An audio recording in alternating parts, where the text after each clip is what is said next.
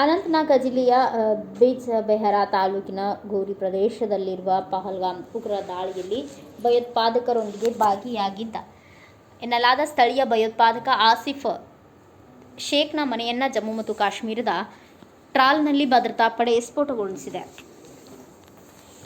ಮತ್ತೊಬ್ಬ ಸ್ಥಳೀಯ ಭಯೋತ್ಪಾದಕ ಆದಿಲ್ ತೋಕರ್ ಅಲಿಯಾಸ್ ಆದಿಲ್ ಗುರಿ ಎಂಬಾತ ಬೈರಸನ್ ಕಣಿವೆಯಲ್ಲಿ ನಡೆದ ದಾಳಿಯನ್ನು ಕಾರ್ಯಗತಗೊಳಿಸಲು ಪಾಕಿಸ್ತಾನಿ ಭಯೋತ್ಪಾದಕರಿಗೆ ಸಹಾಯ ಮಾಡಿದ್ದ ಆರೋಪವಿದೆ.